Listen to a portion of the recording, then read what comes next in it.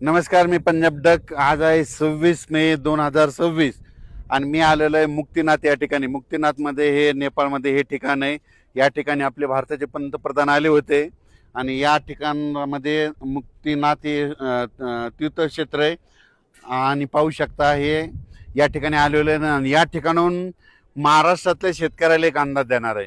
महाराष्ट्रातल्या सर्व शेतकऱ्याला सांगू इच्छितो की शेतकऱ्यांना तुम्ही काय करा, अचानक कंप्लीट 12 दिवस पाऊस यायचा राहिलेला आहे, म्हणून तुम्ही काय करा 7 जून पर्यंत तुम्ही तुमची शेतीची कामे करून घ्या. कारण की राज्यामध्ये मान्सूनसाठी खूप पोषक वातावरण असल्यामुळं राज्यात आता शेतीची कामे राहिलेली, ज्यांची राहिलेली तुम्ही शेतीची कामे करून घ्या. राज्यात सध्या तरी आता म्हणजे 26 मे पासून काही काही भागामध्ये विखुरलेल्या स्वरूपाचा अवकाळी पाऊस पडणार आहे.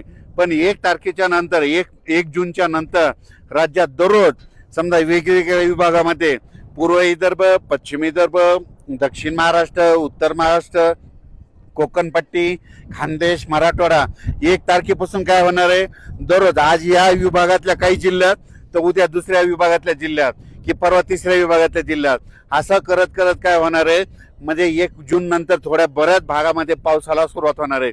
मग हे 1 जून पासून काय होणार आहे, दररोज वेगवेगळ्या जिल्ह्यात, वेगवेगळ्या गावात, वेगवेगळ्या तालुक्यात असा करत करत 5-6 तारखेपर्यंत पाऊस बऱ्याच ठिकाणी बरसणार आहे.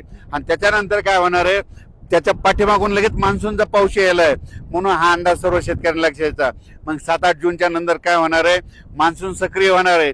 आणि मान्सून सक्रिय झाल्याच्या नंतर काय होणार आहे, सगळीकडे आपल्या महाराष्ट्रामध्ये पडणार आहे. मग शेतकऱ्यांनी काय करायचं, मान्सूनचा पाऊस पडल्याच्या नंतर जमिनीमध्ये जर एकीत ओल असली तर तुम्ही तुमचा पेरणीचा निर्णय घेऊ शकता. पण 4 बोट ओल असेल तर तुम्ही पेरणीचा निर्णय घेऊ नका, कारण की 4 बोट ओल असल्याच्या नंतर ती पेरणी फेल जाते.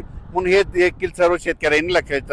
पण महाराष्ट्रातल्या शेतकऱ्यांना सांगू इच्छितो की तुम्ही काय करा, जवळजवळ अचानक कंप्लीट 12 दिवस पाऊस राहिलेला आहे. या 12 दिवसामध्ये काय करा, तुम्ही तुमची शेतीची कामे आटपून घ्या. कारण की आणि मी हे जे ठिकाण आलंय या ठिकाणाचं एक महत्व सांगतो.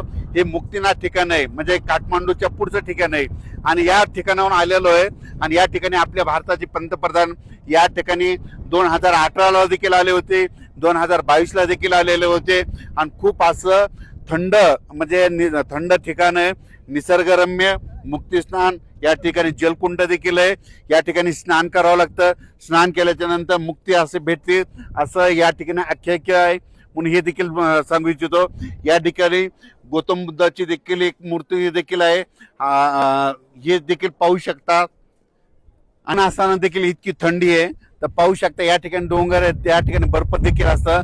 फक्त ह्या मे महिन्यातच इथं फक्त थोडा बर्फ नसताना संपूर्ण महिन्यामध्ये हे संपूर्ण बर्फानं आच्छादलेलं असतं.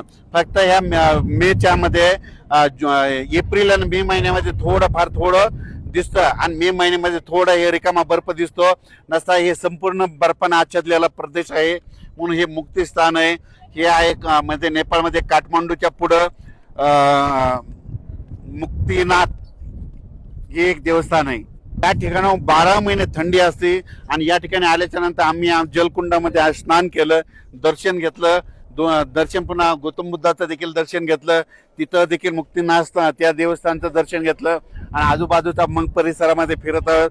या ठिकाणी हेलिपॅड देखील आहे, पाहू शकता हेलिपॅड देखील आहे. आणि खूप असं निसर्गरम्य, थंडमय आणि विशेष म्हणजे या ठिकाणी स्वच्छता देखील खूप चांगली आहे. म्हणजे नेपाळमध्ये जर पाहिलं तर सगळीकडे जात असताना स्वच्छता खूप दिसलेली आहे. म्हणून हे देखील तुम्हाला सांगू इच्छितो.